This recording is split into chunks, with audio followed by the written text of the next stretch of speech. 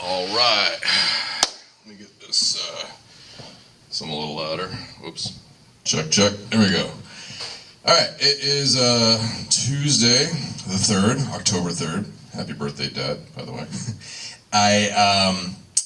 We're going to continue what we've been doing, where I have you work on the assignment of the day. All right, so it'll be Unit 3 assignment for October 3rd, and it's essentially the exact same assignment you have been working on, just perhaps a little bit longer. So you'll do that for roughly 10 minutes, right? 10 minutes. So what you do during that 10 minutes is, as you have been, take down the appropriate notes, use the appropriate notes to answer the posed questions, do as many as you can in 10 minutes. When my handy dandy alarm goes off, you will then transition to the, I'm going to call it a team captain group quiz. All right, so yesterday you did a group quiz. Yesterday was a group quiz, and I got a sense of who understands the content perhaps a little more than others. So those individuals, in fact, I'll show you that in a minute. Those individuals, let's just say that you are period 4. Okay, now this doesn't mean this is for your period necessarily, but I will look at each class individually. But like period 4, Demir, Kian, Isabella, Jamari, and we'll go with Rebecca, all scored 97 to 82%.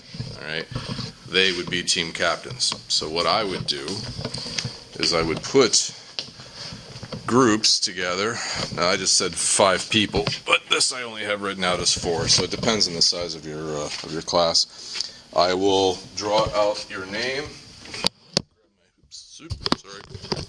Grab my so period 2, 3, 4. So I think you know how this goes. Your names are all written here.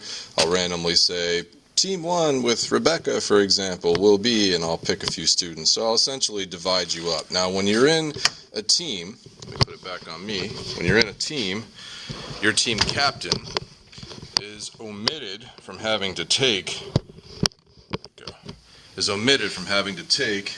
this particular quiz. All right. So the team captains, they are not taking the quiz. The team captains are helping everybody else. So when you're in a group, you have a team captain. Team captain's going to be sort of, let's call it the teacher for the event, wandering around, helping other students understand the material. Okay, so you will do that until my alarm goes off, and we will treat it as a cream pie challenge. The group with the highest. The individual with the highest correct will get a cream pie for the day. All right. So I brought in a few things. I think the battery's about to die, so it might die unexpectedly. But I brought in a few things that I'm going to use for a lab. Things that work off of the electromagnetic spectrum, such as a vintage black and white Sony Watchman that I actually owned back in 1989. Maybe 1989. Uses UHF and VHF, all right, very high frequency or ultra high frequency. Very high frequency is like 30 to 300 hertz, and ultra high frequency, the UHF, that's 300 to 3000 megahertz. A little more energy, more, stations could do more, so the reception was better. Also, FM radio. This is a Sony Walkman. This is the thing to have back when I went to this school in 1986.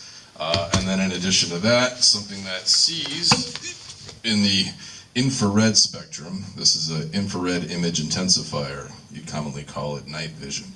So we're going to have a lab that I'll make on these items. Okay, so essentially your job is a lot like yesterday. You will have 10 minutes or so of classwork, and you will have the remainder of class to get the highest grade possible for an assessment, and we're going to call it a quiz grade. All right, with that, I'll be here. Bye.